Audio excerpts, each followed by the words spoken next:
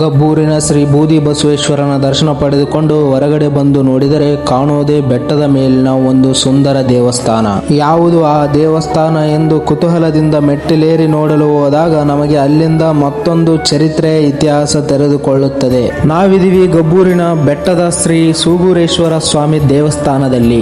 ಈ ದೇವಸ್ಥಾನ ಸಹ 12ನೇ ಶತಮಾನಕ್ಕೂ ಮೊದಲಿನದು ಎಂದು ಹೇಳಲಾಗುತ್ತದೆ. ಈ ದೇವಸ್ಥಾನದ ಮುಂದುಗಡೆ ಒಂದು ದರ್ಗಾ ಇದೆ. ಅದು ಖಾಜಾ ಬಂದೇ ನವಾಜರಿಗೆ ಸಂಬಂಧಪಟ್ಟಿದ್ದು ಎಂದು ಹೇಳುತ್ತಾರೆ. ಸೂಗೂರೇಶ್ವರ ಸ್ವಾಮಿಯು ಚನ್ನವೀರ ಶಿವಯೋಗಿ ಎಂಬ ಮಾನವ ರೂಪದಲ್ಲಿ ಇದ್ದಾಗ ಖಾಜಾ ಬಂದೇ ನವಾಜರ ಜೊತೆ ಗೆಳೆತನವಿತ್ತಂತೆ. ಆ ಗೆಳೆತನದ ಪ್ರತೀಕವಾಗಿಯೇ ಈ ದರ್ಗಾ ದೇವಸ್ಥಾನದ ಮುಂದುಗಡೆ ಇದೆ ಎಂದು ಸಹ ಹೇಳಲಾಗುತ್ತದೆ. ಸೂಗೂರೇಶ್ವರ ಸ್ವಾಮಿ ದೇವಸೂಗರಿಗೆ ಹೋಗಿ ನೆಲೆಸೋಕು ಮುಂಚೆ ಗಬ್ಬೂರಿನಲ್ಲಿ ಈ ಬೆಟ್ಟದ ಮೇಲೆ ನೆಲೆಸಿದ್ದರಂತೆ. ಈ ಸೂಗೂರೇಶ್ವರ ಸ್ವಾಮಿಗಳ ಚರಿತ್ರೆ ಬಹಳ ದೊಡ್ಡದಿದೆ. ಈ ಸ್ವಾಮಿ ಮೊದಲು ಎಲ್ಲಿದ್ದರು, ಅವರನ್ನ ಗಬ್ಬೂರಿಗೆ ಕರೆದುಕೊಂಡು ಬಂದವರು ಯಾರು, ಮುಂದೆ ಅವರು ದೇವಸೂಗರಿಗೆ ಹೋಗಿ ನೆಲೆಸಲು ಕಾರಣ ಏನು ಅಂತ ತಿಳಿದುಕೊಳ್ಳಲು ಆಸಕ್ತಿ ಇದ್ದರೆ ಓಂ ನಮಃ ಶಿವಾಯ ಅಂತ ಕಮೆಂಟ್ ಹಾಕಿ. ಸೂಗೂರೇಶ್ವರನ್ ಚರಿತ್ರೆ ನಿಮ್ಮ ಮುಂದೆ ಬರುತ್ತೆ. ಫಾಲೋ ಮಾಡೋದನ್ನ ಮಾತ್ರ ಮರಿಬೇಡಿ. ಸದಾ ನಿಮ್ಮ ಋಣದೊಳಗ ಈ ನಿಮ್ಮ ಎಂಪರರ್ ಈಶಾ.